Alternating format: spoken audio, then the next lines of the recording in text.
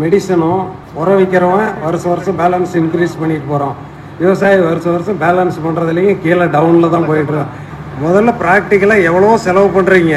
இதில் வந்து 1 litre oil வாங்கிட்டு போய் ஒரு டோஸ் அடித்து பாருங்கள். எல்லா கிராப்பும் எல்லாம் அருமையாக வருது.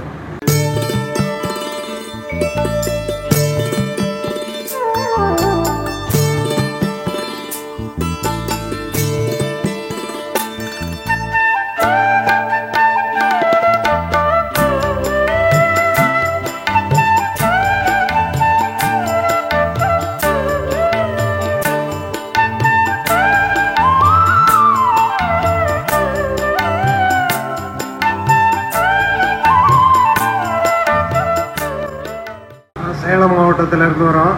போன தடவை வந்துட்டு வாங்கிட்டு போன உரம் ஆயில் எல்லாம் அது வந்து என்ன ஆகுது அப்படின்னு சொன்னால், நம்ம மக்கள் இங்கே வர்றவங்க எத்தனை பேருமே இது வாங்கிட்டு போனால் கடலெண்ணெயில் கலந்து தராங்க, உரைக்குமா உரைக்காதா அப்படிங்கிற ஒரு எண்ணங்கள் இருக்குது. அவங்க வந்து முதல்ல ப்ராக்டிக்கலாக எவ்வளோ செலவு பண்ணுறீங்க. இதில் வந்து 1 லிட்டர் ஆயில் வாங்கிட்டு போய் ஒரு டோஸ் அடித்து பாருங்கள். எல்லா கிராப்பும் எல்லாம் அருமையாக வருது. இப்போ நான் வந்து பேடி வந்து நெல் நட்டுருக்கிறேன். பொன்னிக்கு வந்து ட்ரேவில் தான் நாற்று விட்றேன். அது நட்டுருக்கும் போது என்ன ஆகுதுன்னா, அவங்க சொல்கிறது பூரா உரம் போடுங்கிறாங்க. உரம் போடாத உடனே இந்த இது பண்ணணுன்னே நான் அடித்தேங்க. 8 நாளில் பார்த்தீங்கன்னா 2 சென்டிமீட்டர் அதிகமாகுது. இப்போ நான் 25 நாளையில் 11 சென்டிமீட்டர் பயிர் வளர்ந்துருக்குது ட்ரேவில். நாற்று விட்டவங்க என்னன்னு சொல்கிறாங்க அப்படின்னா, எப்படி கடலெண்ணெய் வந்து இந்த அளவுக்கு ரிசல்ட் வருது அப்படின்னு நினைக்கிறாங்க. அது வந்து முதல்ல விஞ்ஞானபூர்வமாக அவர் ஆராய்ச்சி பண்ணி வச்சுருக்காரு. அது வந்து நம்மளுக்கு சரியாக இருக்குது. நாம் வந்து யாரும் அதை ஒத்துக்கிறது கிடையாது. மக்கள் வந்து ஒரு உணர்வு பூரா எவ்வளோ செலவு பண்ணுறீங்க. ஒரு தடவை வீட்டில் இருக்கா செடி, அதே எல்லா செடிக்கும் அடித்து பாருங்கள். அடித்து பார்த்தீங்கன்னா எல்லாமே நல்லா வரும்.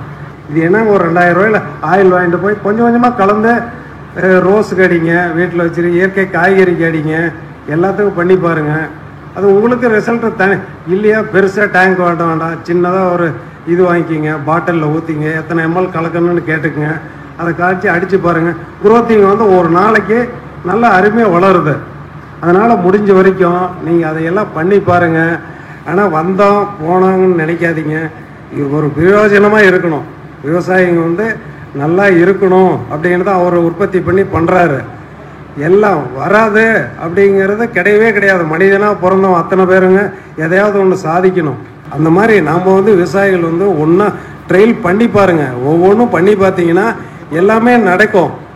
நடக்காத தலைமுறை எல்லாமே வரும். ஆனால் ஒரே காரணம் வராதுன்னு சொல்லி மெடிசனும் உரம் விற்கிறவன் வருஷம் வருஷம் பேலன்ஸ் இன்க்ரீஸ் பண்ணிட்டு போகிறோம். விவசாயி வருஷம் வருஷம் பேலன்ஸ் பண்ணுறதுலேயும் கீழே டவுனில் தான் போயிட்டுருக்கோம்.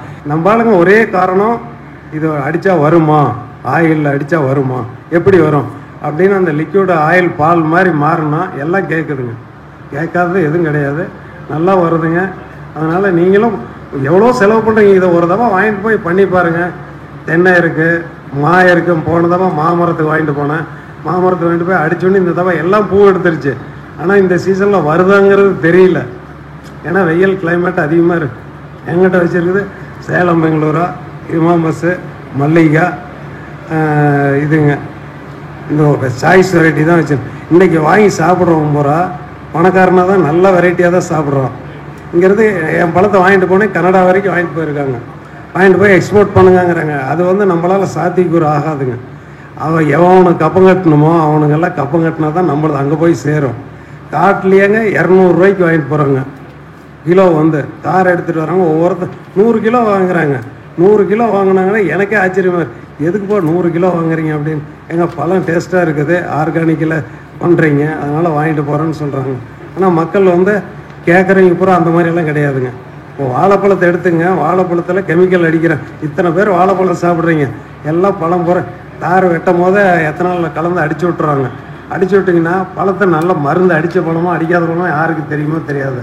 அந்த பழத்தை பாருங்கள், மேலே வந்தீங்கன்னா மஞ்சளாக இருக்கும், அந்த கோம்பு வந்து பச்சையாக இருக்கும். அதுதான் ஒரிஜினலாக பழக்கிற பழங்க. இது வந்து நம்மளுக்கு தெரியாது. போனோடனே வாழைப்பழம் கொடுங்கன்னு கேட்டிங்கன்னா அவன் ஸ்ப்ரே பண்ணி வச்சுருக்கிறான். அடித்த உடனேயும் அதை என்ன பண்ணுது, பூரா பழம் இருக்குது. அந்த பழத்தை வாங்கி நாம் தான் கெடுக்கிறோங்க குழந்தைங்கள எல்லாத்தையும்.